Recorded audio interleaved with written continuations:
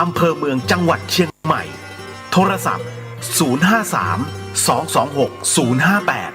053 810 406 053 943 691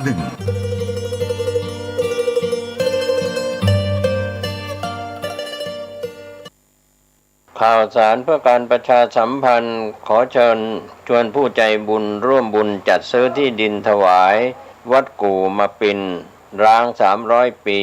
บ้านป่าขุยหมู่ที่3ตำบลสันปูเลยอำเภอดอยสะเก็ดจังหวัดเชียงใหม่เพื่อขยายพื้นที่วัดเพิ่มขึ้นเนื่องจากวัดมีพื้นที่น้อยจะทำการสร้างเป็นศาสนสถานที่ปฏิบัติธรรมสืบสานศาสนาต่อไปร่วมบุญได้ที่ธนาคารกรุงเทพเลขที่บัญชี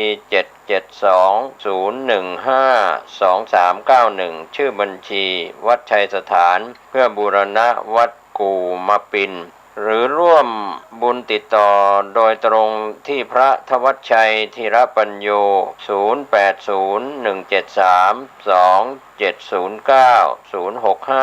0209009 ขอเชิญร่วมทำบุญทอดกฐินและวางศิลาฤกษ์ศาลาการประเรียนณที่พักสงฆ์เหล่ามนทาหมู่ที่3ตำบลดอยหลอดอำเภอดอยหลอดจังหวัดเชียงใหม่วันที่12ตุลาคม2565เวลา 13:39 นาทีเนื่องด้วยที่พักสงฆ์เหล่ามนทาได้เริ่มก่อสร้างมาตั้งแต่วันที่17มิถุนายน2565เพื่อเป็นสถานที่ประกอบพิธีทางพระพุทธศาสนาและเป็นศูนย์รวมจิตใจของศรัทธาประชาชนทั่วไปโดยจะได้ทำการสร้างเสนาสนะถาวรวัตถุที่มั่นคงให้เหมาะสมกับที่จะยกฐานะเป็นวัดในพระพุทธศาสนาสืบไปดังนั้นจึงมีผู้มีจิตศรัทธาร่วมใจกันบริจาคทุนทรัพย์โดยเครือข่ายการเผยแผ่ธรรมะของคณะสงฆ์คลื่นสีขาวทั่วทุกสารทิศตลอดจนศรัทธาประชาชนทั้งหลายทั่วไปทุกคนตั้งกุศลเจตนาในการทอดกฐินสามัคคีและวางศิลาฤกษ์สร้างศาลาการประเรียนณที่พักสงฆ์เหล่ามนทาตามกำหนดการดังนี้วันที่5ถึง11ตุลาคม2565เป็นวันตกแต่งดาวเตรียมสถานที่วันที่12ตุลาคม2565เป็นวันทอดกฐินและวางศิลาฤกษ์เวลา 8 นาฬิกาถึง 12 นาฬิกาเปิดโอกาสให้ศรัทธาประชาชนทำบุญตามอัธยาศัยและร่วมตอกไม้มงคลตามกุศลเจตนาเวลา 11 นาฬิกาถวายเพลพระสงฆ์และเลี้ยงอาหารประชาชนแบบโรงทานเวลา 12:30 นาทีเริ่มแห่ต้นกฐินสามัคคีแต่ละสายบุญและแห่แผ่นศิลาฤกษ์เวลา 13:30 นาทีประกอบพิธีวางศิลาฤกษ์และทอดกฐินในโอกาสอันเป็นบุญกุศลแห่งการสร้างวัดใหม่และทอดกฐินพร้อมวางศิลาฤกษ์สร้างศาลาการประเรียนครั้งนี้จึงขอกราบนิมนต์พระสงฆ์ครูบาอาจารย์และเชิญชวนศรัทธาพุทธศาสนิกชนทุกท่านได้ร่วมบุญตอกไม้มงคลปฐมฤกษ์เป็นมหามงคลอันยิ่งใหญ่ในวันที่12ตุลาคม2565นี้ด้วยขออำนาจคุณพระศรีรัตนตรัยและสิ่งศักดิ์สิทธิ์ทั้งหลายตลอดจนพระสยามเทวาธิราชด้วยอำนาจเดชเดชะเทวาอารักษ์รุกขเทวดาภูมิเทวะพระแม่ธรณีคุณพ่อคุณแม่จงแผ่ไพศาลด้วยบุญแห่งการให้ทานของท่านทั้งหลายจงเป็นพลวะปัจจัยส่งเสริมสนับสนุนให้เศรษฐีใจบุญนายทุนใจดีและผู้มาร่วมงานทุกท่านจงมีอายุวันนะสุขะปฏิภาณสมบูรณ์ตลอดกาลนานเถิดสาธุ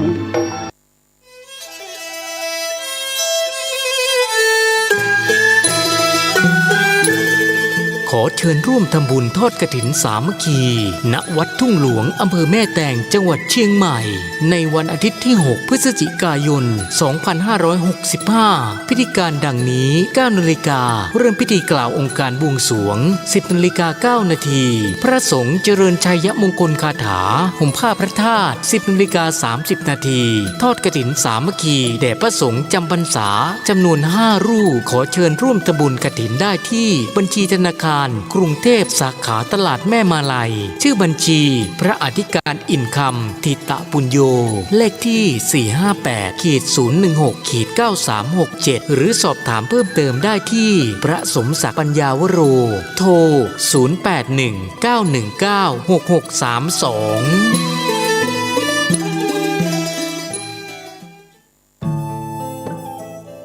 ท่านกำลังติดตามรับฟังสถานีวิทยุกระจายเสียงพระพุทธศาสนาแห่งชาติและสังคมคลื่นเพื่อการศึกษาพระพุทธศาสนาและวัฒนธรรมระบบ FM 104.5 เมกะเฮิรตซ์รายการต่อไปเป็นรายการคดีโลกคดีธรรม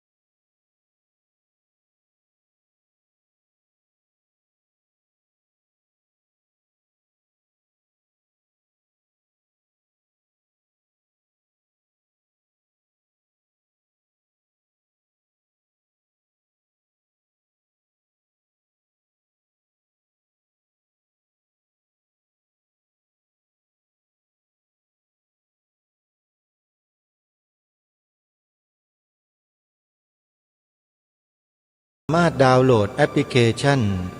เพื่อติดตามรับฟังรายการนี้ได้ทุกวันแอปพลิเคชันนี้ชื่อว่าวิทยุพุทธศาสนาทั่วไทยการดาวน์โหลดแอปพลิเคชันนี้ท่านผู้ดาวน์โหลดจะต้องดำเนินการตามขั้นตอน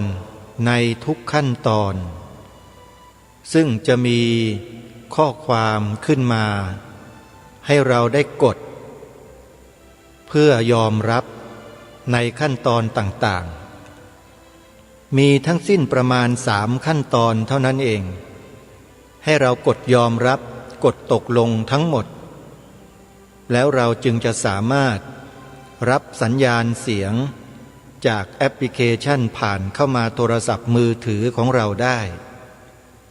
ถ้าไม่เช่นนั้นแล้วเราก็จะได้โหลดแต่รูปภาพเข้ามาเท่านั้นแต่ไม่มีเสียงออกมาเพราะฉะนั้นขอให้ท่านสาธุชนได้แนะนำผู้อื่นที่ดาวน์โหลดใหม่ด้วยว่าให้กดยอมรับในทุกขั้นตอนแล้วเราก็จะได้ติดตามรับฟังรายการธรรมะต่างๆมากมายมหาศาลซึ่งไม่มีแอปพลิเคชันที่ใดในโลกนี้ทำได้มีแอปพลิเคชันนี้เพียงหนึ่งเดียวเท่านั้นที่รวบรวมสถานีวิทยุพระพุทธศาสนาแห่งชาติในภูมิภาคต่างๆของประเทศไทยมาไว้ในที่เดียวกันสถานีวิทยุเหล่านั้นเปิดธรรมะออกอากาศตลอด24ชั่วโมงรวมอยู่ในแอปพลิเคชันเดียวกันนี้สถานีวิทยุทั้งหลายทั้งปวงนั้นรวมทั้งสิ้น38สถานีท่านสาธุชนสามารถเลือกรับฟังสถานีที่เป็นสถานีในภูมิภาคในบ้านเกิดของเราแต่ละภูมิภาคได้เลยไม่ว่าจะเป็นภาคเหนือภาคอีสานภาคกลางภาคใต้ภาคตะวันออกภาคตะวันตกมีทุกภาคเลยท่านสาธุชนรวมอยู่ในแอปพลิเคชันเดียวกันนี้ทั้งหมดจึงขอบอกกับสาธุชนว่าใครก็ตามที่บอกให้ผู้อื่นดาวน์โหลดแอปพลิเคชันนี้ผู้นั้นได้บุญ ขอเรียนเชิญเจริญพรทุกท่านได้มีส่วนร่วมเก็บเกี่ยวบุญกันอย่างไม่ต้องลงทุนอะไรกันมากเพียงแค่ประกาศบอกผู้อื่นให้ได้รับแอปพลิเคชันนี้ไว้เราก็จะได้อานิสงส์แห่งบุญนั้นด้วยท่านสาธุชนทั้งหลายในช่วงฤดูกาลออกพรรษาแล้วจะมีบุญใหญ่ที่รอพวกเราอยู่ในช่วงหลังออกพรรษาเป็นเวลา1 เดือนบุญใหญ่อันนี้เป็นกาลทานเป็นบุญที่เราสามารถทำได้ในระยะเวลาเพียงแค่เดือนเดียวเท่านั้นคือตั้งแต่วันแรม1 ค่ำเดือน11ไปสิ้นสุดลงในวันขึ้น15 ค่ำเดือน12วันลอยกระทงบุญใหญ่ดังกล่าวนั้นก็คือบุญกฐิน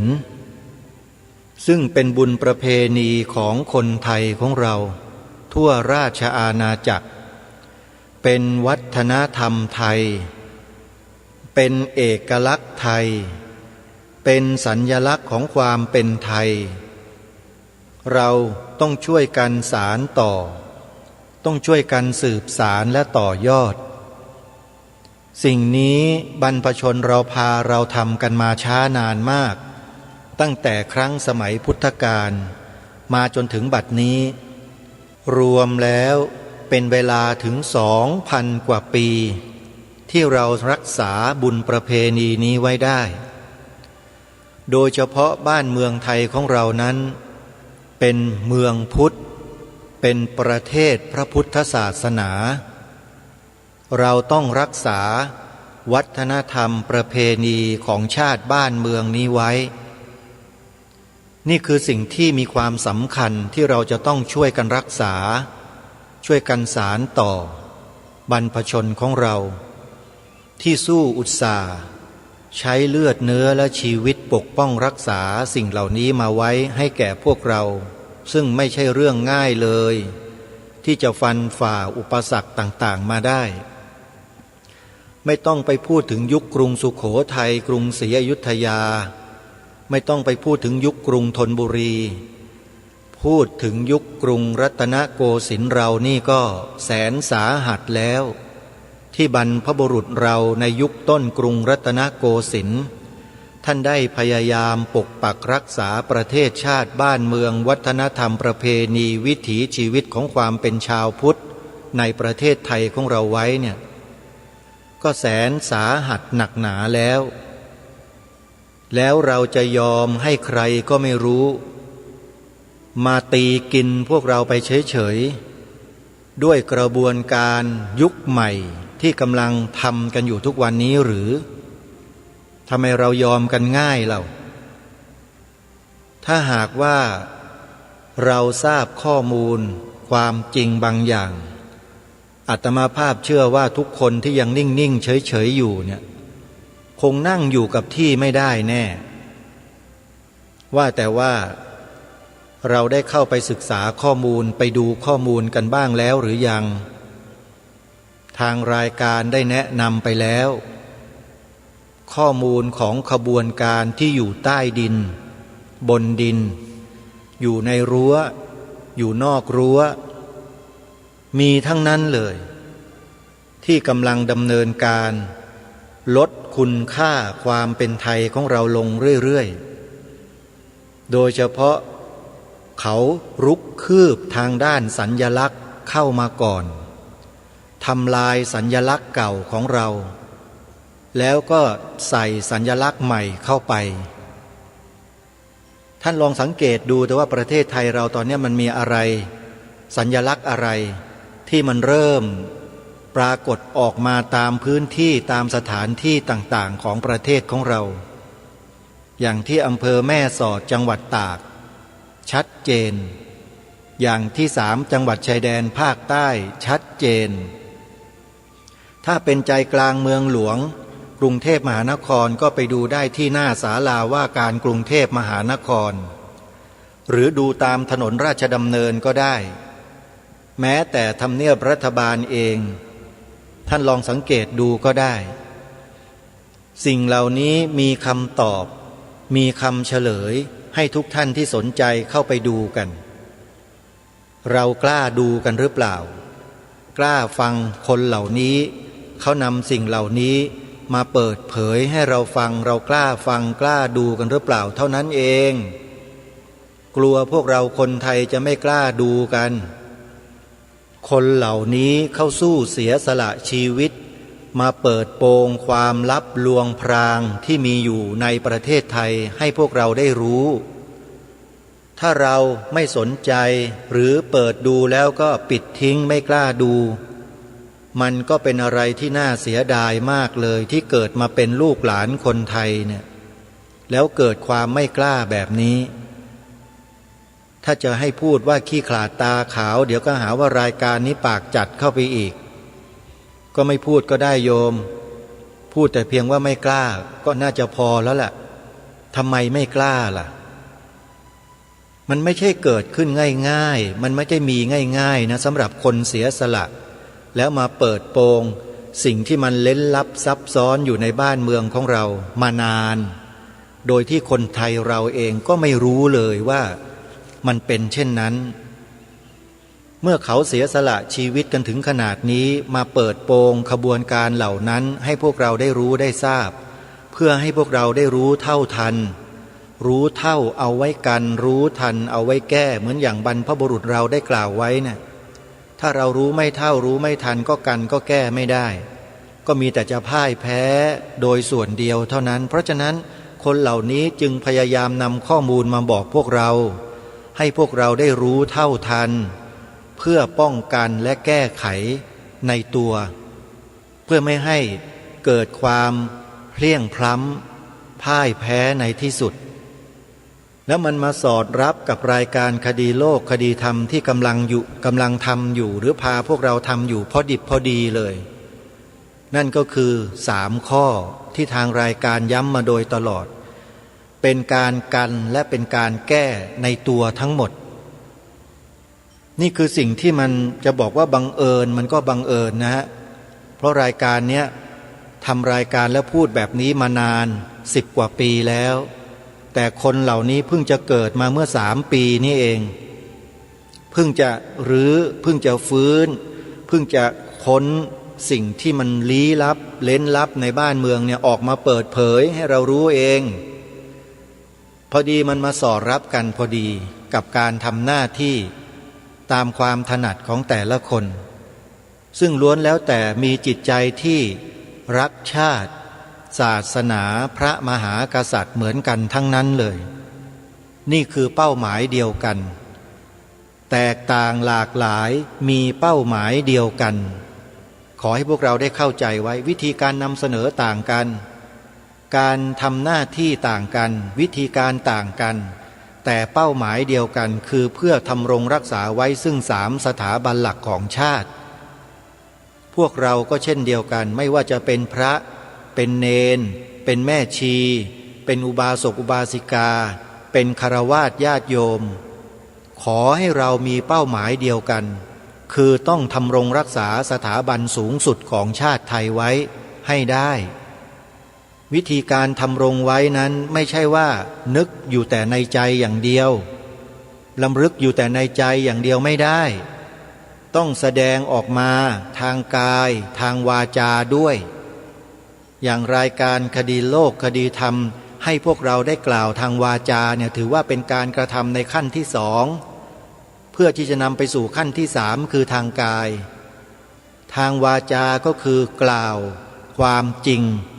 ให้เป็นที่แพร่หลายคือคำว่าพระพุทธศาสนาเป็นศาสนาประจำชาติไทยของเราเนี่ยนี่คือความจริงของประเทศของเราแต่คนไทยเราดูเหมือนว่าจะเงียบไม่ยอมนำความจริงนี้ขึ้นมากล่าวมาแสดงให้เกิดความรู้สึกร่วมกันเช่นนั้นมันก็เลยเกิดความรู้สึกที่แตกต่างกันไปความคิดเห็นมันก็แตกต่างกันไปเพราะอะไรเพราะในขณะที่เราเฉยๆไม่ทำอะไรเนี่ยฝ่ายศัตรูมันก็รุกคืบทางด้านข่าวสารข้อมูลต่างๆมันก็ใส่มาในโลกโซเชียลเน็ตเวิร์ก ป้อนใส่หูเราทุกวันทุกวันทุกวันว่าการบัญญัติศาสนาพุทธไว้ในรัฐธรรมนูญนั้นเป็นสิ่งที่ไม่ดีอย่างนั้นไม่ดีอย่างนี้คนต่างศาสนาจะเดือดร้อนอย่างนั้นอย่างนี้ถ้าบัญญัติไว้แล้วเดี๋ยวจะเกิดสงครามศาสนาบัญญัติไว้แล้วเดี๋ยวเลือดจะนองท้องช้างหรือล่าสุดของการยกร่างรัฐธรรมนูญที่เขาประชุมที่พัทยา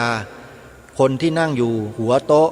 ในการประชุมครั้งนั้นบอกว่าถ้าบัญญัติศาสนาพุทธไว้ในรัฐธรรมนูญว่าเป็นศาสนาประจำชาติจะทำให้ประเทศไทยมีอันตรายในระยะยาวอย่างเนี้ยเป็นต้น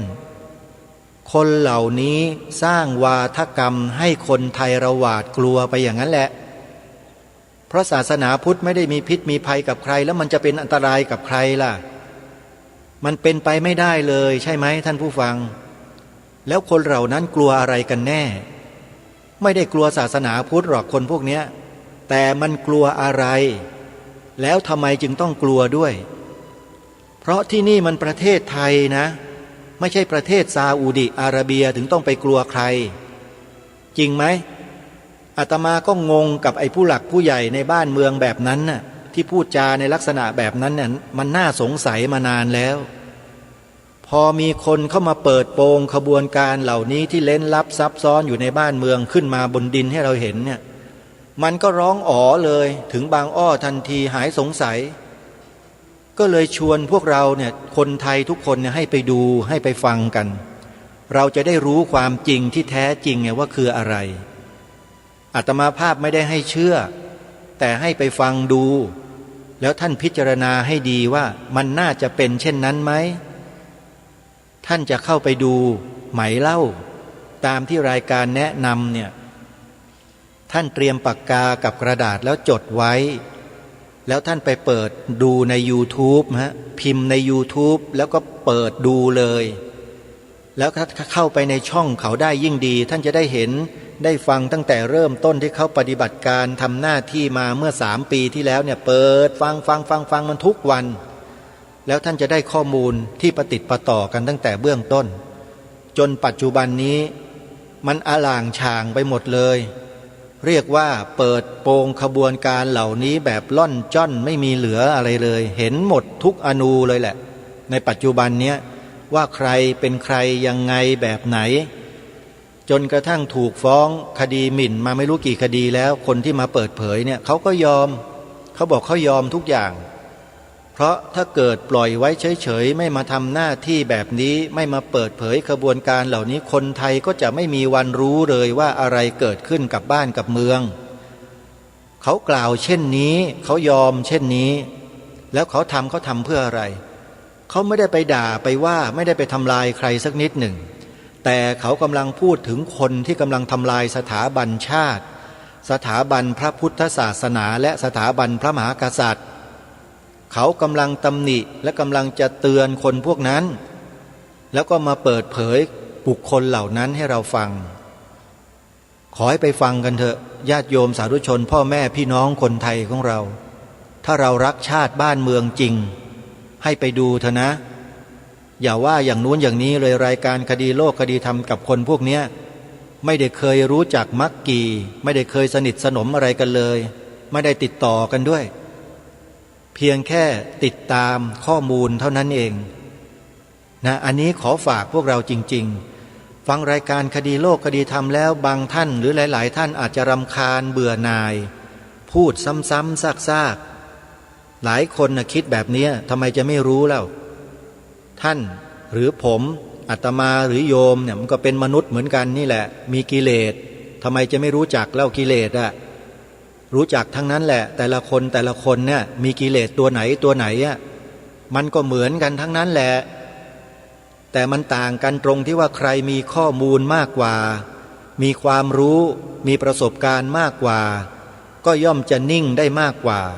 ศึกษาเรียนรู้สิ่งเหล่านี้ได้มากกว่าเพราะจิตใจไม่หวั่นไหวไงแต่สำหรับคนที่ยังมีจิตใจหวั่นไหวอยู่มันก็ต้องเกิดความเบื่อความเซ็งเกิดความไม่พอใจเป็นธรรมดาคุณจะมีตำแหน่งใหญ่โตในบ้านเมืองนี้ขนาดไหนถ้าฟังรายการนี้แล้วมันก็เหมือนกันกับคนทั่วไปนั่นแหละเพราะมันกิเลสตัวเดียวกันจริงไม่จริง อย่ามาอวดอ้างสรรพคุณเลยว่าเราเป็นในนั่นจบไอ้นี่มีฐานะอย่างนั้นมีตำแหน่งอย่างนี้ไม่มีความหมายหรอกท่านเป็นสมมุติบัญญัติทั้งนั้นแหละสมมุติบัญญัติไงรู้จักไหมแต่สิ่งที่พูดที่กล่าวนี่คือปรมัตถบัญญัติเป็นความจริงแท้ที่พระพุทธเจ้าบัญญัติขึ้นมาเพื่อให้เราไปศึกษาดูของจริงมันอยู่ที่ไหนล่ะของจริงเหล่านั้นที่เป็นปรมัตถสัจจะเนี่ยมันก็อยู่ในใจในกายเรานี่แหละที่รวมเรียกว่ารูปกับนามสองอย่างรูปหนึ่งนามสี่รวมเรียกว่าขันธ์ห้าศึกษาเรื่องขันธ์ห้ากันมาหรือยังรู้จักมันดีหรือยังหลักธรรมะในระดับปรมัตถสัจจะอาตมาภาพก็ศึกษามาเรียนรู้มาเรียนจบพระอภิธรรมมา9 ปริเฉดสอบผ่าน8 ปริเฉดไม่สอบ1 ปริเฉดแต่เรียนมาเหมือนกับคนที่สอบได้นั่นแหละก็มีความรู้ความเข้าใจไม่ต่างกันหรอกเพราะตำราเดียวกันอภิธรรมมัทธสังคหะโดยท่านพระอาจารย์สัทธรรมโชติกะท่านได้รจนาไว้แล้วท่านเจ้าประคุณสมเด็จพระพุทธาจารย์อาสภมหาเถระอดีตอธิบดีสงฆ์วัดมหาธาตุยุวราชรังสฤษฎ์อดีตทุติยสภานายกมหาวิทยาลัยมหาจุฬาลงกรณราชวิทยาลัยซึ่งเป็นสหธรรมิกที่มีความสนิทสนมกับหลวงพ่อของอาตมาพระเดชพระคุณหลวงพ่อเจ้าคุณพระพิมลธรรมชอบอนุจารีมหาเถระราชบัณฑิตท่านเป็นผู้นำเข้ามาเพื่อให้เกิดการเรียนรู้ของเหล่าพุทธบริษัทในเมืองไทยของเราในชื่อว่าอภิธรรมโชติกวิทยาลัยตั้งอยู่ในวัดที่อาตมาภาพจำพรรษาอยู่เนี่ยใครที่เรียนพระอภิธรรมมาก็รู้ทั้งนั้นแหละในประเทศนี้ไม่มีใครไม่รู้จักหรอกอภิธรรมโชติกวิทยาลัยนะอาตมาภาพก็เป็นศิษย์เก่าที่นี่อยู่เรียนมาจนกระทั่งจบเริ่มเรียนมาตั้งแต่ปี34นู่นอย่างที่เคยกล่าวเคยบอกไปเพราะฉะนั้นจะมาดูถูกว่าอาตมาภาพไม่มีความรู้ทางด้านทางธรรมอย่างนู้นอย่างนี้เนี่ยโยมพูดไม่ได้หรอกเพราะว่าได้ศึกษาเรียนรู้มาแล้วแต่สำหรับญาติโยมที่กำลังรังเกียจไม่พอใจกำลังต่อว่าอาตมาอยู่ไม่ว่าเป็นพระเป็นโยมนะครับพระสงฆ์เราด้วยนะท่านต้องไปศึกษามาใหม่นะสิ่งที่ทางรายการนำเสนอและพูดมาทั้งหมดเป็นไปเพื่ออะไรนะเรื่องส่วนตัวก็คือส่วนตัวเรื่องส่วนรวมก็คือส่วนรวมต้องแยกให้ออกอย่าเอาส่วนตัวความรู้สึกส่วนตัวเนี่ยมาก้าวก่ายหน้าที่ของความเป็นส่วนรวมนะเดี๋ยวจะกลายเป็นคนที่เห็นแก่ตัวไปอันนี้กล่าวและพูดด้วยความปรารถนาดีและความหวังดีด้วยกันทั้งนั้นนะต้องขอบอกกับสาธุชนไว้ในเบื้องต้นเช่นนี้เอาละท่านสาธุชนทั้งหลายอย่างที่กล่าวมาเมื่อสักครู่นี้ว่าการที่เราได้ยินได้ฟังข้อมูลอะไรที่เราไม่เคยได้ยินได้ฟังมาก่อนแล้วข้อมูลเหล่านั้นมันจะเป็นประโยชน์ต่อการปกป้องรักษาความเป็นชาติไทยของเราเนี่ยอาตมาภาพขอสนับสนุนให้พวกเราได้ศึกษาได้เรียนรู้ได้สดับรับฟังเพื่อเป็นข้อมูลไว้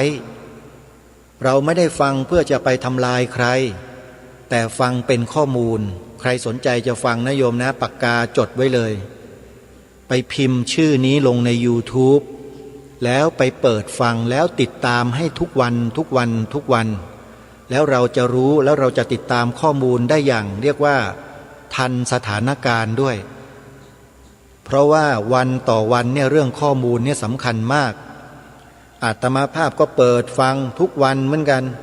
ดูที่วันนี้มีเรื่องอะไรเข้ามามีความคืบหน้าอย่างไรกับเรื่องที่เราได้ยินได้ฟังมาแล้วก็ได้ประโยชน์แล้วก็นำมาประยุกต์มาใช้ในการทำหน้าที่ของเราในส่วนอื่นๆได้เยอะแยะเลยนะจดอักษรพยัญชนะไทยตัวย่อ4ตัวออ่างปอปลาพอพานสอเสือ4ตัวเนี่ย ไปพิมพ์ลงใน YouTube อปพสออ่างปอปลาพอพานสอเสือไปพิมพ์ลงใน YouTube แล้วกดดูเลยนี่คือสิ่งที่ทางรายการแนะนำให้ไปดูส่วนใครที่ดูแล้วจะมีความคิดอย่างไรมีความเห็นอย่างไรมีความรู้สึกอย่างไรเก็บไว้ในใจก่อนอย่านำออกมาทางวาจาให้ติดตามดูไปให้ถึงที่สุดถึงขนาดว่าศาลตัดสินก็ได้แล้วจึงจะตัดสินใจอย่าพึ่งเชื่ออย่าพึ่งปฏิเสธบอกให้ไปดูให้ศึกษาข้อมูลดูก่อนจะจริงจะเท็จอย่างไรนั้นพอถึงขั้นศาลฎีกานั่นแหละเราจึงจะตัดสินกันได้เพราะตอนนี้เขาเริ่มนำสิ่งเหล่านี้ไปฟ้องร้องทางศาลแล้วนะในบางอย่างเพราะคนกลุ่มนี้กระทำความผิดมาช้านานมากประมาณ20 กว่าปีแล้วนะที่กระทำบางสิ่งบางอย่างกับประเทศนี้แล้วก็หลอกลวงประชาชนทั้งบ้านทั้งเมืองหลอกลวงข้าราชการทั้งประเทศหลอกลวงนักการเมืองทั้งสภาเนี่ยเขาทำแบบนี้จริงๆแล้วคนเหล่านั้นก็หลงเชื่อกันแบบง่ายๆอันนี้มันเป็นที่น่าสังเกตอยู่ประการหนึ่งว่าทำไมหลอกง่ายกันจังคนไทยเราเนี่ยในทุกระดับชั้นเลยตั้งแต่ระดับการเมืองข้าราชการประชาชนถูกหลอกง่ายจังเลยอ่ะ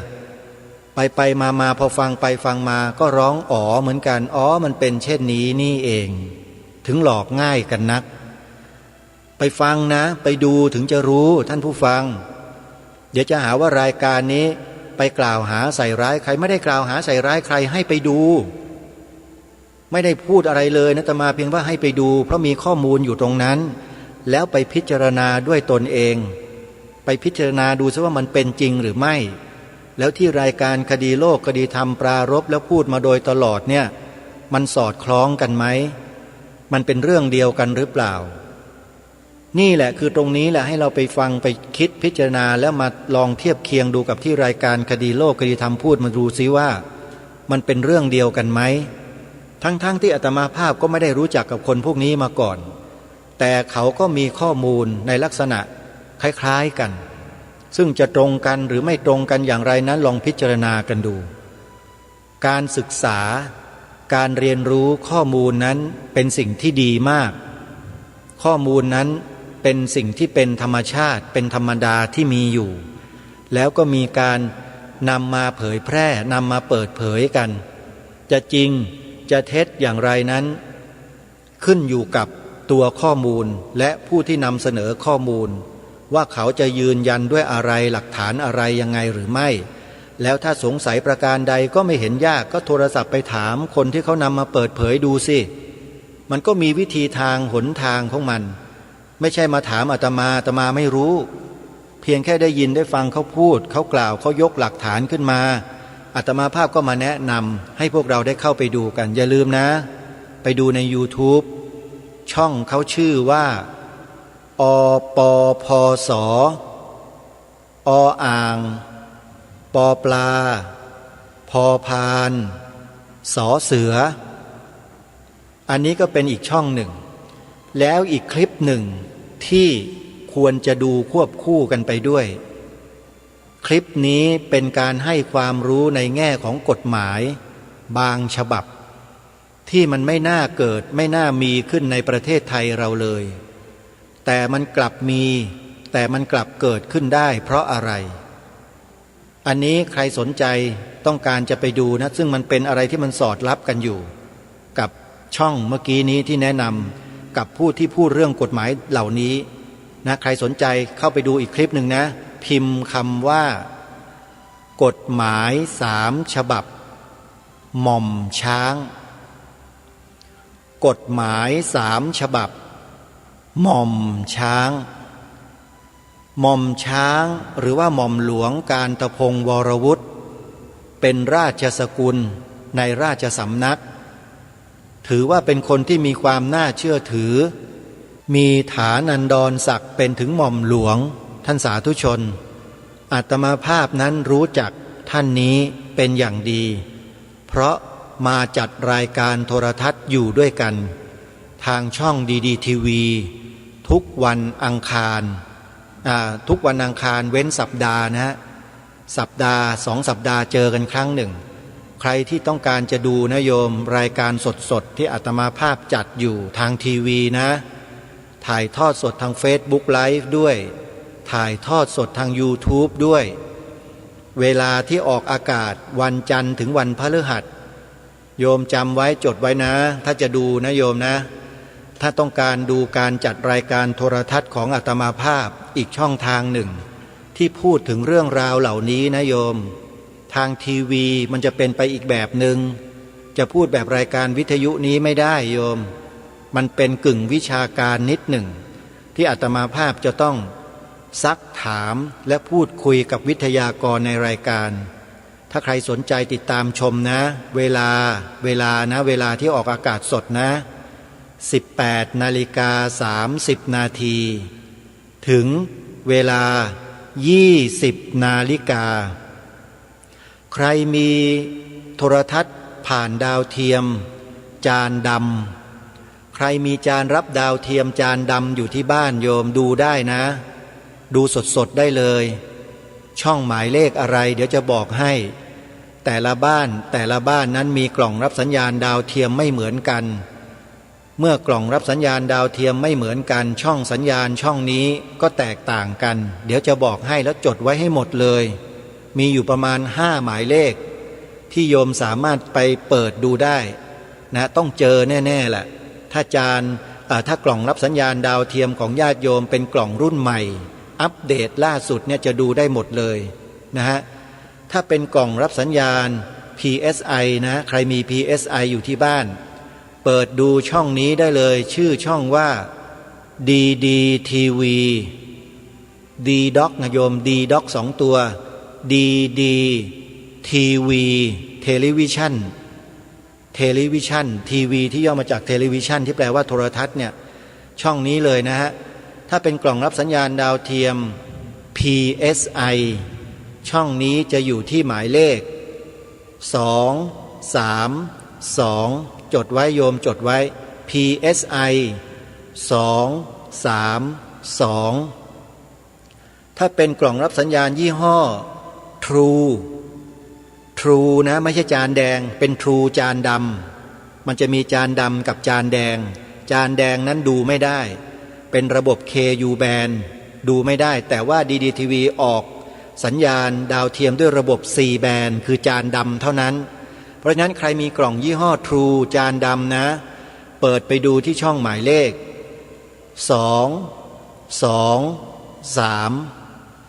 ต่างกันกับ PSI นิดเดียวสลับตัวเลขข้างหลังเท่านั้นเองกับตรงกลาง PSI 232 True 223แล้วช่องต่อไปกล่องสัญญาณต่อไปคือยี่ห้อ GMMZ อยู่ที่ช่องหมายเลข154 GMMZ อยู่ที่ช่องหมายเลข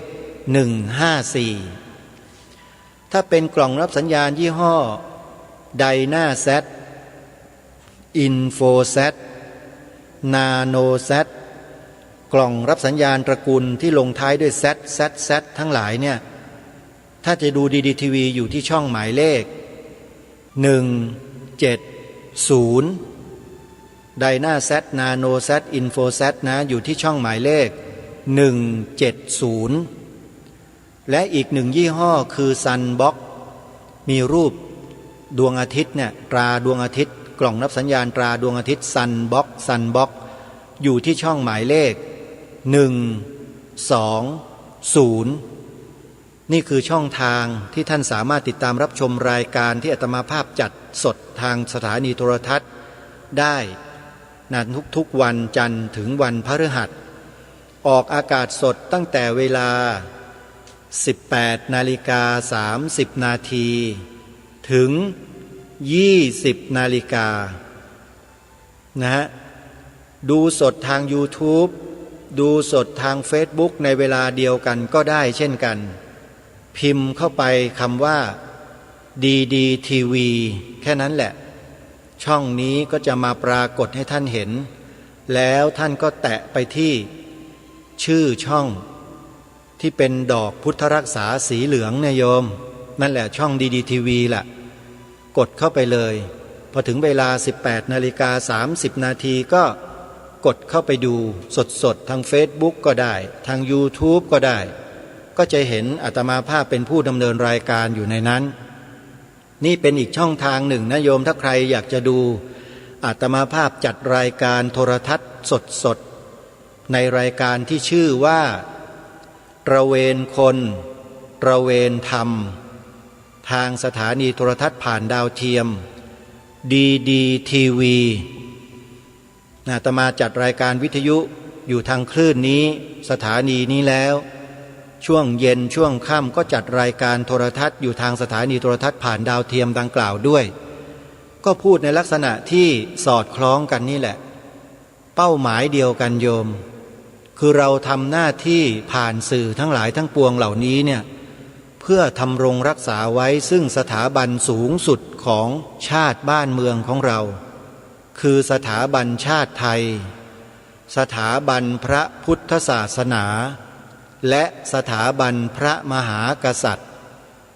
มีลูกสอนลูกมีหลานสอนหลานมีเยาวชนสอนเยาวชนมีนิสิตมีนักศึกษาสอนนิสิตสอนนักศึกษาให้พูดเป็นเสียงเดียวกันด้วยสถาบันสูงสุดของชาติมี3 สถาบันคือ 1. สถาบันชาติไทย 2. สถาบันพระพุทธศาสนา 3. สถาบันพระมหากษัตริย์เพราะพวกเราไม่ยอมย้ำเรื่องนี้กันฝ่ายศัตรูมันเลยได้ช่องมันปิดกั้นมันทำลายความรู้สึกนึกคิดของลูกหลานเยาวชนเราในเรื่องเหล่านี้เราไม่สารต่อกันเองศัตรูก็ได้ช่องมันก็สอดแทรกซึมอะไรเข้ามาเรื่อยๆโดยที่พวกเราก็ไม่รู้ตัวแล้วหลายคนอาจจะถามว่าเอาแล้วทำไมผู้หลักผู้ใหญ่ในบ้านเมืองเนี่ยเขาไม่จัดการกันล่ะอาตมาเคยถามญาติโยมเกี่ยวกับคำถามนี้มาแล้วจำได้ไหมว่าถามว่าอะไรถ้าโยมถามคำนี้ถ้าอยากจะได้คำตอบโยมก็ต้องตอบอาตมามาก่อนอาตมาจะถามโยมว่าโยมเชื่อไหมว่าตำแหน่งใหญ่โตต่างๆในโลกใบนี้ใช้เงินซื้อได้อะโยมเชื่อไหมล่ะถ้าเชื่อโยมก็ไปคิดเองสิคำตอบว่าทำไมผู้หลักผู้ใหญ่ในบ้านเมืองนี้จึงไม่จัดการสิ่งเหล่านี้ถ้าโยมตอบอันนี้ได้นั่นแหละคือคำตอบที่โยมต้องการใช่ไหมแล้วโยมเชื่อหรือยังล่ะว่ามีการกระทำเช่นนี้จริงและไม่มีการสกัดกั้นจริงเมื่อไม่มีการสกัดกั้นคนเดือดร้อนใครละเดือดร้อนส่วนรวมของประเทศนี้เดือดร้อนนั่นก็คือสถาบันชาติไทยเดือดร้อนถูกทำลายสัญลักษณ์อัตลักษณ์ถูกยกเลิกอะไรต่างๆมากมายแล้วก็มีสัญลักษณ์ใหม่ๆเข้ามาแทนที่เหมือนอย่างที่รายการคดีโลกคดีธรรมได้กล่าวมาได้บอกได้กล่าวท่านมาทั้งหลายไม่ว่าจะเป็นธงประจำเมืองหลวงกทมไม่ว่าจะเป็นสัญลักษณ์อื่นๆแม้แต่สีขาวในธงชาติไทยก็ถูกบิดเบือนเห็นไหมล่ะก็เพราะพวกเราไม่ใส่ใจกันไม่เอาใจใส่เพราะฉะนั้นตั้งแต่บัดนี้เป็นต้นไปเนี่ยขอเหอะท่านสาธุชนท่านผู้ฟังทุกท่านเราเนี่ยอยู่ในเรือลำเดียวกันคือประเทศนี้ประเทศไทยเนี่ยแล้วถ้าเราไม่ตอบแทนบุญคุณแผ่นดินร่วมกันเนี่ยถามว่าเราจะนำพาชาติบ้านเมืองนี้ไปรอดหรือไม่ถ้าเราไม่ช่วยกันทำหน้าที่ถือว่าเป็นการตอบแทนบุญคุณแผ่นดินด้วยกันคือการทำหน้าที่รายการคดีโลกคดีธรรมกำลังจะขอเชิญชวนพวกเราเนี่ยให้ช่วยกันทำหน้าที่ง่ายๆ3 ข้อที่แนะนำไปเนี่ยใช้วิธีการแบบไหนก็ได้แต่ละรายการที่มีอยู่ในผังรายการวิทยุทั้งหมดเนี่ยใช้วิธีการอย่างไหนก็ได้คุณไปคิดกันเอาเองเนี่ยเป็นนักจัดรายการวิทยุแล้วไม่รู้จักวิธีการผลิตสิ่งเหล่านี้ออกมาเผยแพร่เนี่ยโอ้โหน่าเสียดายมากเลยเสียดายภูมิปัญญาเหลือเกินไม่รู้สอบผ่านผู้ประกาศออกมาได้ยังไงเนี่ยได้สอบกันบ้างหรือเปล่าเนี่ยได้สอบผู้ประกาศกันบ้างหรือยังโยมเป็นนักผลิตรายการเนี่ยมันทำกันได้แล้วเพียงแค่ คำว่าพระพุทธศาสนาเป็นศาสนาประจำชาติไทยของเราเนี่ยเหมือนอย่างท่านอาจารย์บุญยวัฒน์หลังจากจบรายการอาตมาเนี่ยทางสถานีวิทยุวัดป่าจริยธรรมเนี่ยท่านทำอินเทอร์ลูดของรายการในเบื้องต้นเอาไว้เนี่ยดีมากเลยต้องขออนุโมทนาบุญกับอาจารย์บุญยวัฒน์ด้วยนะอาตมาภาพก็คอยติดตามอยู่ต้องขออนุโมทนาจริงๆเนี่ยแบบนี้เป็นต้นสั้นๆ1 นาที 2 นาทีคุณก็ว่าไปดิแต่ละรายการเนี่ยพระพุทธศาสนาเป็นศาสนาประจำชาติไทยของเราไปคิดเอาเองจะเอาคำไหนมาต่อจะเติมอะไรมีเยอะแยะไปหมดเลยทำได้ทำไมไม่ทำกันเล่าเพราะอะไรเพราะเห็นว่ามันไม่จำเป็นใช่ไหมมีความรู้สึกอย่างนั้นหรือเปล่าอย่าคิดนะท่านผู้ฟังผู้ดำเนินรายการทั้งหลายทั้งปวงที่อยู่ในผังรายการทั้งหมดท่านอย่าคิดว่าไม่จำเป็นนะฮะอย่างที่กระผมและอาตมาภาพได้บอกมาเนี่ยฝ่ายตรงข้ามเนี่ยมันจ้องทำลายพวกเราอยู่ตลอดเวลาแล้วมันจะเสียบมันจะแทรกของพวกมันเข้ามาในบ้านเมืองถ้าท่านไม่เชื่อท่านไปฟังอปพส.สิที่แนะนำให้ไปดูใน YouTube เขากำลังพูดเรื่องนี้กันอยู่ท่านไม่ดูท่านก็ไม่เข้าใจท่านก็ไม่รู้อยู่ดีแล้วก็มาว่ารายการคดีโลกคดีธรรมมาขยันขยอมาอะไรกูนักหนาอย่างเงี้ยท่านก็มาพูดตัวใหญ่อย่างเนี้ยแล้วท่านไม่ไปดูข้อมูลน่ะไม่ไปศึกษาแล้วท่านจะรู้ได้ยังไงมัวแต่มาว่ารายการนี้อยู่ทั้งที่อุตส่าห์สู้ทำหน้าที่หาข้อมูลหลักฐานมาอย่างเชิงประจักษ์แล้วก็มาบอกให้พวกเราได้ช่วยกันพวกเราก็ยังไม่รู้สึกไม่รู้สาอะไรกันอีกเนี่ยมันน่าเสียดายเหลือเกินเวลาที่มันผ่านไปเนี่ยมันเปล่าประโยชน์จริงๆนะจริงๆนะฮะท่านผู้ฟังแล้วก็ท่านผู้ดำเนินรายการทั้งหลายทั้งปวงต้องขออภัยและขอขมาครูบาอาจารย์ทุกรูปด้วยนะครับถ้าหากว่ามีความรู้สึกที่ไม่สบายใจที่พูดถึงเนี่ยมันจำเป็นมากๆและจำเป็นจริงๆที่เราจะต้องร่วมกันช่วยกันฮะสิ่งนี้มันไม่ได้ไปเดือดร้อนใครที่เราทำกันอยู่เนี่ยพูดคำว่าพระพุทธศาสนาเป็นศาสนาประจำชาติไทยของเราเนี่ยดีใครมันเดือดร้อนเนี่ยเราจะได้รู้ว่าไอ้นี่มันศัตรูเรานี่หว่าสิ่งเหล่านี้มันเป็นสมบัติเป็นสิ่งที่เป็นประจำชาติบ้านเมืองมาช้านานแต่โบราณแล้วพอเรามาพูดมาแสดงมากล่าวแล้วมันเดือดเนื้อร้อนใจแปลว่าไอ้นี่มันไม่ธรรมดาแล้วล่ะน่าสงสัยแล้วว่ามันเป็นใครอย่างเงี้ยเราก็สามารถจะตรวจสอบคนในสังคมเราได้อีกด้วยเห็นไหมมันสามารถได้ประโยชน์อะไรทั้งหลายอย่างเพราะฉะนั้นช่วยกันทำเถอะฮะข้อที่2เรื่องความหมายสีขาวธงชาติไทยของเราเนี่ยขอให้พวกเราได้แสดงออกมาให้มันชัดเจนตรงประเด็นอย่าไปเกรงอกเกรงใจมนุษย์หน้าไหนในโลกนี้เลยท่านบ้านเมืองมันจะฉิบหายเพราะพวกเราไม่ทำหน้าที่กันนี่แหละช่วยกันเถอะฮะสีขาวในธงชาติไทยหมายถึงพระพุทธศาสนาเท่านั้นดูซิว่าเมื่อเราพูดสิ่งเหล่านี้ออกอากาศไปแล้วเนี่ยใครมันจะเป็นจะตายกันนักหนาอยากจะรู้เหลือเกินใครมันดิ้นนักหนาจะได้รู้ตัวมันไงนั่นแหละคืออาการของฝ่ายศัตรูที่มันออกมาถึงแม้ว่ามันจะไม่แสดงออกในภาวะปกติแต่เมื่อเจอสิ่งนี้เข้าไปที่เราพูดความจริงออกมาเนี่ยมันจะดิ้นรนออกมาทางกายบ้างทางวาจาบ้างมันจะสวนกลับมาดีเราจะได้รู้ว่าโอ้ยไอ้นี่กูหลงเชื่อมาตั้งนานมันเพิ่งมาแสดงออกถึงความเป็นศัตรูของบ้านเมืองตอนนี้เองเห็นไหมมันตรวจสอบไปในตัวเลยยิงปืนนัดเดียวได้นก2 ตัวเหมือนอย่างที่เขาอุปมากันไว้นะมันได้กับได้ฮะท่านนี่แหละคือสิ่งที่ทางรายการได้ทำการศึกษาหาประสบการณ์จากสิ่งเหล่านี้มานานแล้วในเชิงประจักษ์ทั้งนั้นเลยว่าพวกศัตรูเนี่ยมันไม่พอใจมันเกลียดมันต้องการทำลายสิ่งนี้ของเราแล้วมันทำทุกอย่างเพื่อที่จะยืมปากคนที่มีอำนาจบ้างคนที่มีเกียรติยศชื่อเสียงในบ้านเมืองเนี่ยช่วยพูดให้พวกเขานะมาทำลายสิ่งเหล่านี้ของเราทีนี้ไอ้พวกเราเองเนี่ยทั้งที่รู้กันอยู่ว่าสิ่งเนี้ยมันเป็นความเป็นชาติบ้านเมืองของเราแต่เรากลับเฉยและกลัวซะอีกด้วยโอ้ยตายแล้วกลัวความจริงฮะพวกเรานี่อาตมาภาพนี่เป็นตัวอย่างกระผมเนี่ยเป็นตัวอย่างเลยผมไม่เคยกลัวเลย เพราะสิ่งที่พูดอยู่หรือพาพวกเราพูดเนี่ยเป็นความจริงของบ้านเมืองหลักฐานอะไรต่างๆมีพร้อมหมดทุกอย่างแนวพระราชดำริพระบรมราชโองการพระราชปณิธานต่างๆแม้แต่บทพระราชนิพนธ์ที่บ่งบอกถึงความเป็นศาสนาพุทธที่เป็นศาสนาประจำชาติไทยเนี่ยเยอะแยะไปหมดเลยแต่พวกเราไม่มีข้อมูลกันเท่านั้นเองรายการนี้จึงได้มาเสนอให้พวกเราได้เดินมาในทางนี้แบบง่ายๆร่วมกันก่อนแล้วเดี๋ยวข้อมูลเนี่ยไปตามทีหลังได้เยอะแยะมากมายเดี๋ยวนี้การค้นสืบค้นข้อมูลง่ายมากนะฮะนี่คือข้อที่สองที่เราต้องช่วยกันสีขาวในธงชาติไทยหมายถึงพระพุทธศาสนาเท่านั้นแล้วกล้าท้าคนในประเทศนี้ตั้งแต่ระดับนายกรัฐมนตรีลงมาทั้งหมดเลยลองมายืนยันดูที่ว่าสิ่งที่รายการคดีโลกคดีธรรมกล่าวเนี่ยไม่เป็นความจริงตรงไหนเอาหลักฐานมายืนยันสิว่าสีขาวในธงชาติไทยไม่ได้หมายถึงพระพุทธศาสนาเนี่ยตรงไหนลองเอามายืนยันดู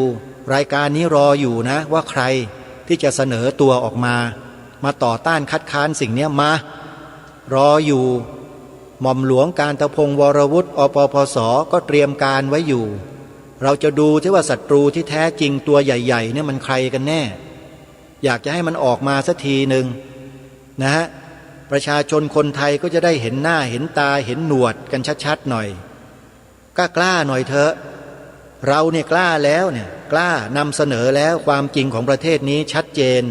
รัชกาลที่ 4ตรัสไว้ชัดเจนมีหลักฐานปรากฏอยู่ในประชุมประกาศรัชกาลที่ 4เล่ม 1ไปสืบค้นดูได้ไม่รู้ว่าไอ้พวกศัตรูเนี่ยมันยืมเอกสารเหล่านี้ไปเผาทิ้งแล้วหรือยังทางการก็ต้องระมัดระวังไว้ด้วยนะฮะหลักฐานเหล่านี้มันจะทำลายทิ้งเลยเพื่อไม่ให้เราเนี่ยไปค้นหาไปสืบค้นเจอเนี่ยป่านนี้มันทำลายยังก็ไม่ทราบรัชกาลที่ 4ตรัสไว้ชัดเลยว่าพระนครนี้เป็นถิ่นที่ของคนนับถือพระพุทธศาสนามาแต่เดิมไม่ใช่แผ่นดินของศาสนาอื่นคนที่ถือศาสนาอื่นมาแต่อื่นก็ดีอยู่ในเมืองนี้ก็ดีจะโทมนัสน้อยใจด้วยริษยาแก่พระพุทธศาสนาเพราะบูชานี้ไม่ได้ด้วยไม่ใช่เมืองของศาสนาตัวเลยถ้าโทมนัสก็ชื่อว่าโลภล่วงเกินไปเพราะฉะนั้นคนต่างศาสนาก็ดีหรือคนที่นับถือศาสนาพุทธที่ไปเข้าข้างไปเลียแข้งเลียขาไอ้พวกนี้อยู่เนี่ยให้รู้ตัวไว้ด้วยนะว่าถ้าใครกระทำการสิ่งใดสวนทางกับแนวพระดำริขององค์พระบาทสมเด็จพระจอมเกล้าเจ้าอยู่หัวที่ได้อัญเชิญมาเมื่อสักครู่นี้นะจะถูกตราหน้าว่าเป็นไอ้พวกกบฏต่อแผ่นดินนี้ทันทีมันต้องเล่นกันแบบนี้ท่านผู้ฟังฮะบ้านเมืองนี้ถ้าเราไม่ช่วยกันไม่เข้มแข็งเนี่ยนะมัวแต่อ่อนข้อให้ฝ่ายศัตรูอยู่ดำหมดแน่ๆไม่มีเหลือหรอกเตือนกันไว้พวกเราช่วยกันนะมีวิถีทางอย่างไรที่จะแสดงจะกล่าวนี่นิมนต์และเชิญได้เลยทำไปเถอะแล้วถ้าใครมีปัญหากับท่านนะท่านจดชื่อนามสกุลตำแหน่งหน้าที่แล้วส่งมาให้ผมเดี๋ยวผมจะส่งต่อไปให้กับกลุ่มให้กับพวกพ้องเจ้าหน้าที่ทั้งหลายที่เตรียมการไว้เนี่ยให้สืบค้นดูในเชิงลึกด้วยดูซิว่าคนคนนี้มันใครติดต่อกับใครที่ไหนอย่างไรไม่ยากฮะเราต้องทำหน้าที่กันแล้วช่วยกันเป็นหูเป็นตาฝากไว้นะในท้ายรายการวันนี้ขออภัยขอขมาครูบาอาจารย์ด้วยนะครับที่พูดจาตรงๆเพราะว่าไม่อยากจะให้พวกเรานั้นหลับไหลกับสถานการณ์ที่มันกำลังบีบรัดพวกเรามาทุกทีเพราะขนาดนี้เราก็รู้อยู่ว่าใครเป็นคนดึงเอาศัตรูเข้าประเทศเต็มเลยเห็นกันจะชัดๆมากันเพียบเลยตอนนี้แม้แต่สวมบัตรประชาชนก็เยอะแยะไปหมดเขาจับได้คาหนังคาเขาเนี่ยโดยเฉพาะกลุ่มอปปสเนี่ยเขาจับได้ฟ้องศาลกันอยู่กำลังจะเล่นงานอยู่เนี่ยตอนนี้หลักฐานชัดเจนเลยฮะสวมบัตรประชาชนเป็นชาวต่างชาติแท้ๆแต่มาหลอกลวงว่าเป็นคนไทยแล้วก็มาดำเนินการทำลายพวกเรากันอยู่มีจริงไม่เชื่อไปดูได้นะในอปสก็พูดอยู่นะฮะเอาละท่านสาธุชนวันนี้หมดเวลาไว้แต่เพียงเท่านี้ก่อนไว้พบกันใหม่ในวันต่อไปขอความสุขความสวัสดีในธรรมแห่งองค์สมเด็จพระบรมศาสดาสัมมาสัมพุทธเจ้าจงปรากฏเกิดมีขึ้นในจิตใจของท่านผู้ฟังทุกท่านทุกคนเทินขอเจริญพร กล้าคิดก็ต้องกล้าทำอย่ากลัวถ้าทำความดีเป็นศึกษาปัญหาให้ทันท่วงทีเมืองไทยจะพัฒนากว่านี้รายการดีคดีโลกคดีธรรมขอรำพันบรรยายความคิดเครื่องหมายแห่งสีทั้งสามงามถนัดขาวคือบริสุทธิ์สีสวัสดิ์หมายพระไตรรัตน์และธรรมะคุ้มจิตไทยแดงคือโลหิตเราใสซึ่งยอมสละได้เพื่อรักษาชาติศาสนาน้ำเงินคือสีโสภาอันจอมกระชากถ้าโปรดเป็นของส่วนองค์จับริ้วเข้าเป็นไตรรงค์จึงเป็นสีธงที่รักแห่งเราชาวไทยทหารอวตารนำไปยงยุทธวิชัยวิชิตก็ชูเกียรติสยามประเทศไทยที่เจริญมั่นคงมาได้จนถึงทุกวันนี้มิได้เกิดขึ้นจากความหวาดกลัวอย่างพลาดเขลาแต่บรรพบุรุษไทยของเราทุกยุคทุกสมัยล้วนแต่มีความกล้าหาญและชาญฉลาดปกป้องเอกราชสร้างชาติให้เกิดความมั่นคงโดยมีธงแห่งพระไตรรัตน์เป็นเครื่องนำชัยจึงเป็นที่มาที่ไปของรายการคดีโลกคดีธรรมกล้าคิดก็ต้องกล้าทำอย่ากลัวถ้าทำ